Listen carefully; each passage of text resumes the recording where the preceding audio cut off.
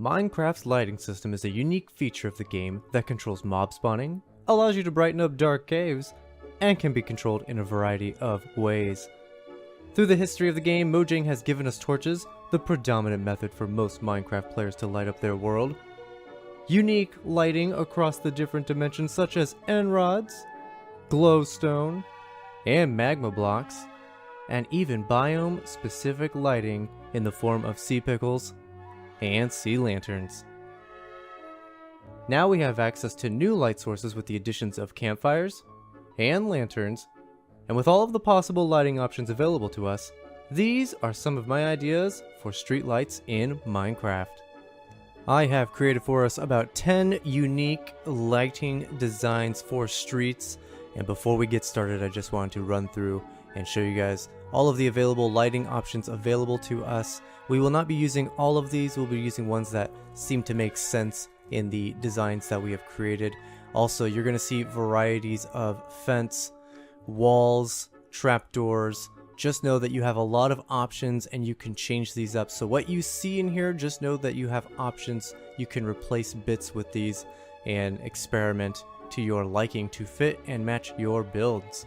Starting out, I like this lantern. I like this lantern a lot, and I wanted to try to incorporate this as much as possible. Though it is tricky to use, this thing only wants to sit on specific blocks or hang from specific blocks. It's a little picky. You can't use iron bars with it as much as I would like to, but here we have just a generic hanging lamp design. These are super easy to make, just walls with the lantern hanging from them. Moving along, you can keep it even simpler than that and just put the lantern right on top of the walls. Super simple. These are awesome for caves if you want to give it a little bit more detail and attention and you plan on returning to these specific caves. Using a design like this isn't half bad. Moving on, you can be a little bit more crazy with it. You can come up with some pretty unique designs. You see the road here, you can actually envision something like this near the road. You can change these up, you can go tall with it, you can go very modern, and we have a combination here of the end rod and the lantern. They both give off the same light level, but it is interesting to note that the lantern will hang from the end rod.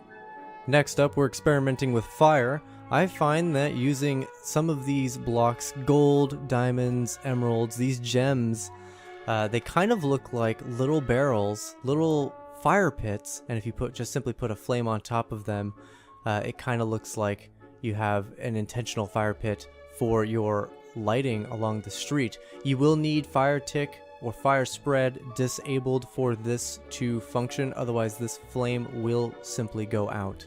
Experimenting with end rods, you will find that we can get some really interesting designs, and if we use some of these smithing tables and I believe it's the blast furnace, they have some really lovely textures on the top of them, which allows them to fit into a design like this really smoothly and seamlessly. And the upside for using end rods like this is they do not prohibit the player from passing through them, so you can use this to light your entire street and it doesn't stop the players from interacting with the environment. I really wanted to include a campfire into one of these, but the campfires are actually genuinely difficult to make work for street lighting specifically, especially if you're going to be in a city or a metropolis of some kind. But if you simply hide it with trapdoors and put it into a more modern look or possibly even medieval look, you can get these to fit in. You'll still get the lovely smoke particles. Be careful, smoke particles, they can lag out your world a little bit, so be sparing with this. Moving right along, this is perhaps one of my favorite lighting tricks that you can do. I brought this right up to the edge of the road, so if you want to go something more modern and have an actual sidewalk next to your street, I'm using both types of trapdoors as a type of sewage or rainwater runoff, and in the water we are hiding sea pickles. So right at night, this is a beautifully lit area and really lends itself for that modern feel. The iron trapdoors are a little better for this, but you can use any of the trapdoors. Now, I would be remiss if I didn't at least mention these. It's a very classic design. We got redstone lamps or lanterns with an inverted daylight sensor on top of them, and when the nighttime comes, these guys will automatically power these, and they will come on at night, and when the sun rises, these will be shut off. So you have automatic lighting, very easy. And if we come along over here, they also are very easy to blend into the environment and make look really, really nice. So you can spruce these up so they're not just standalone figures. Next up, we've gone with something a little bit more modern. We are using the end rods as our lighting source for the road, but they kind of look a little bit like an electric fence. And if you give it these stairs and slabs, kind of gives it a menacing top, as if to say, stay out or do not enter. And you cannot pass through these, can't jump over these, and you can extend a design like this out as far as you want. I think it gives a really nice modern look and definitely screams stay out. As per our example earlier, you can easily spruce these up, make them hard to look through, simply by putting leaves on the other side of them. It really makes this feel like it blends into the world a little bit better and brings this thing to life. I think it looks really nice. I'm a big fan of this one. I don't do a lot of modern builds myself, but if I ever do one, you can rest assured that my house is going to have an electric fence. This design and the next design are very similar. We are just taking advantage of the fact that trapdoors are transparent and you can hide any kind of light source beneath these. We are taking advantage of anvils as a really good balustrade. So you can't walk off these off of this particular trapdoor, but if we come over here and we give it the proper sidewalk with the stone slabs, the lower stone slabs, we're using the iron trapdoors, which kind of look like little water runoffs, as earlier we've seen with the brick wall back there. And we had to add trapdoors to the tops of these because without trapdoors, you can actually walk off these. I think the trapdoors look really nice and give it a little bit of character. And of course, as long as you leave a gap open here, you have nice, easy street access and sidewalk access. And all the lighting keeps all this nice and lit, looks very good, and there's no need to put giant beams in the middle of your build. Here we have two very easy designs. I've come up with these as a alternative for your world if you do not have the fire spread turned off. Not all worlds do, so here we've actually used netherrack in here. You can use a campfire as well, which is really nice. Campfire gets hidden quite nicely in this with the slabs up top. But over here, we've simply just used a sea lantern with some banners. And my favorite thing about the banners is you can come up with your own design for your city, a little emblem or a crest, and you can decorate these types of lampposts with your city's crest. This one is perhaps one of my favorites, though it is an acquired taste.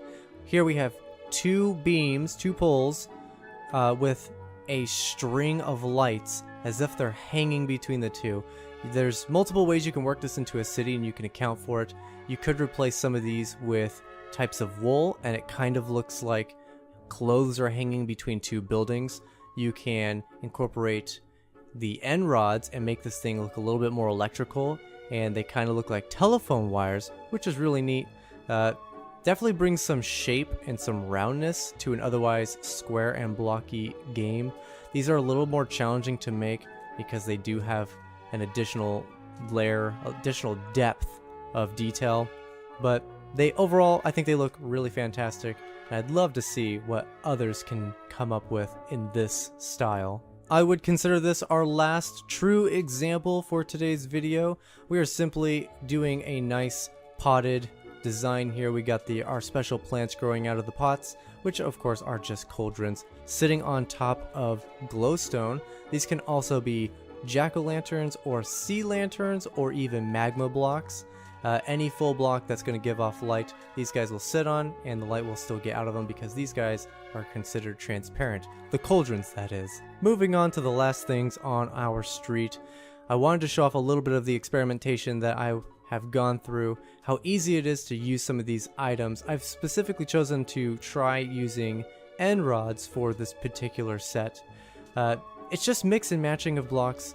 This isn't so much of a tutorial or demonstration on how to do any of these. These are just designs that I thought were interesting and really easy to make that I wanted to share with you. And a lot of the experimenting for all of these projects started off exactly as you see right here.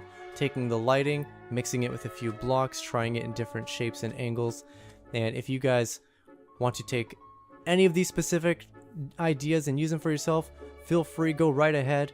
But if you don't like any of them, this is kind of the process that I went through in order to invent some of these. I just grabbed the main light source and started mixing it with a palette of blocks that I thought would look nice for our imaginary build. For you guys, you'll probably have a build already in mind. You'll have a style, a theme, a location. This is where you're going to take your lighting source and just experiment with it. It's not as daunting as it appears. It's actually quite easy. Experimentation in Minecraft is the name of the game, and that's how you're going to become better at building and figuring things out. You gotta practice, gotta keep going. But that's gonna be it for today's short video. Thank you guys so much for watching. My name is Wintertooth100. Leave a like if you like, subscribe if you haven't, share with your friends, hit the notification bell, and I will see you guys in the next one.